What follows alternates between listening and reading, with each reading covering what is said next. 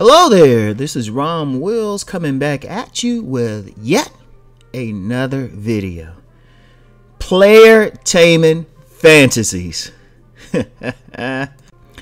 Oh man, yeah, I got yet another reference to Insecure. You know, I'm like Michael Corleone or Ghost.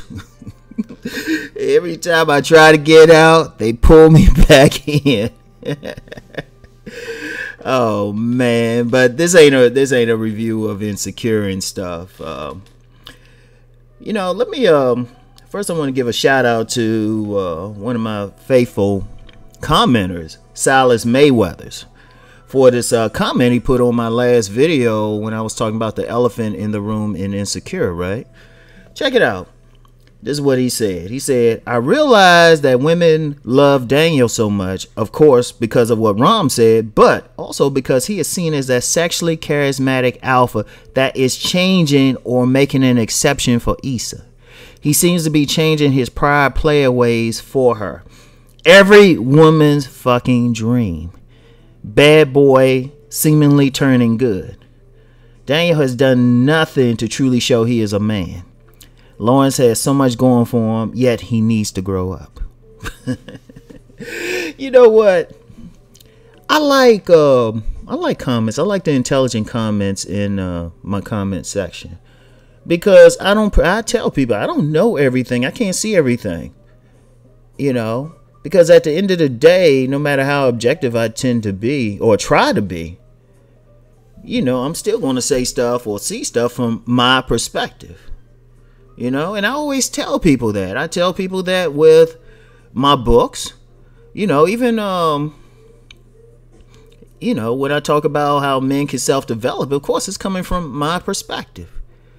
But one thing I always tell people, get other people's perspectives. You know, just as an aside, like in a dating thing, I've had several clients, several people who've read Nice Guys and Players say they have also read Alan Roger Curry's book, Mode 1. And they're very comfortable about it. They'll say, yeah, I use yours for this, and then I use Mode 1 for that. I'm cool with that. It's different perspectives, because ultimately we pull from those different perspectives in order to, you know, really come to our own path. There's nothing wrong with that. And I've told people, I've coached people and said, okay, you know what, you've really gone as far as you can with me. Let me refer you to this other person. And some of my commenters can tell me I said that. And they'll be cool, you know, and I'll say, hey, you know, listen to this person, do that, because I don't know. I don't know everything, and I got different perspectives with stuff. Now, I like this comment because through all the comments I've seen on Insecure and Daniel's character, that's the first time I've seen somebody say, hey, you know what, they play into that whole, you know, player taming thing. I was like, you know, you're right. Because I was watching a few extra reviews. Usually I just watch the Master Teacher BGS's review. But I said, no, let me check out what some other folks are saying. And I mean, very well done. But people are like they were saying Lawrence Hive. They were saying Daniel Hive. But I'm like, we don't know if this brother is really making it. We don't know anything about him, really. We know very little, but people are going crazy over him. But here's that thing, and it kind of goes into what I was talking about in the last couple videos, you know, about that whole archetype thing. Daniel really represents that player, that bad boy, who just falls in love with some type of, you know, like the awkward girl thing. I mean, that's the romantic industry. That's that whole 50 Shades of Grey thing, if you look at it. Think about it. This handsome, built, rich millionaire who's a little crazy, falling for the awkward girl. And, you know, Issa's character in Insecure is really that awkward girl. And that's the ultimate fantasy. That shy girl, that awkward girl, that girl who might not even be fully in her feminine thing, who don't dress right and all of that, all of a sudden got this player who's supposedly doing something fall for.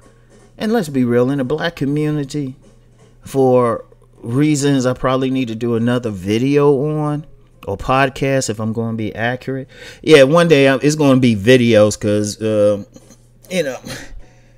as soon as Rom gets his his build on and all of that stuff, start cutting my hair right, I'm gonna start doing live videos again.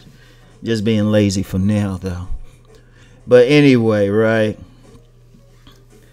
That's that whole fantasy.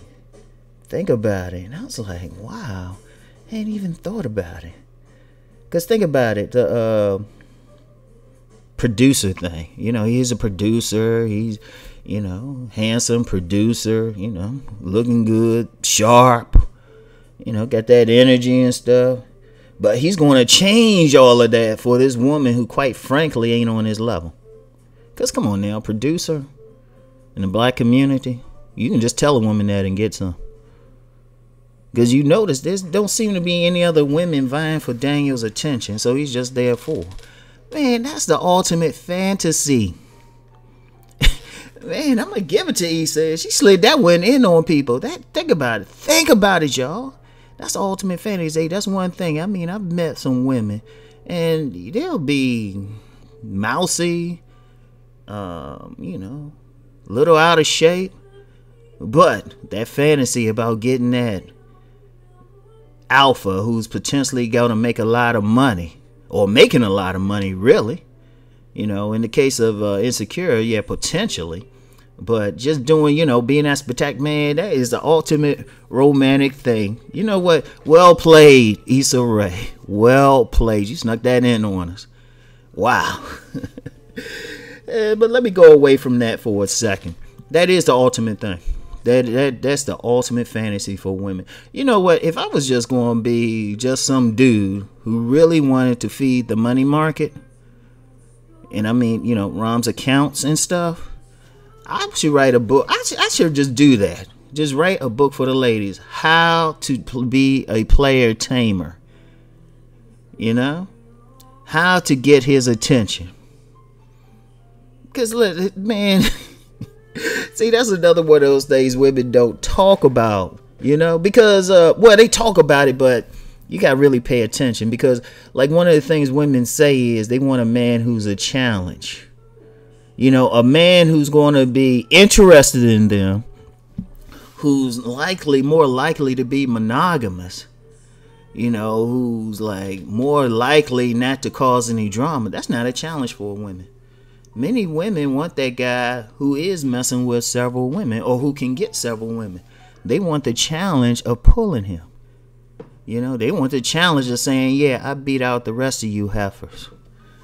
Like, wow.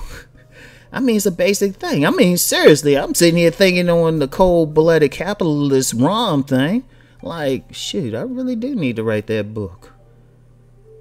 Because I wrote a book for the ladies, but that was focused on getting upstanding citizens. I said, shoot, maybe I need to write one on how to get that play. I should just, I should just do it. Book's easy to publish now any day. Anyway, I should just do it just to see who like even picks it up. And shoot. Yeah, and that money will go to a good cause, like, feeding my growing kids. Good God. God damn, picky. I told them they need to make some money because they just don't have regular eating habits and stuff. They want to go to the expensive places.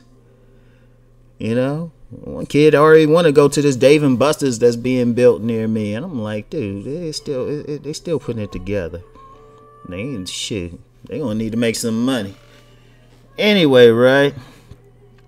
No, but that's a major thing. That's a major thing. The bad boy turns good. The player, and it's all because there's something so much about that woman's personality, so much about how she makes love, all of that. I mean, it's a trope. We got whole industries on that.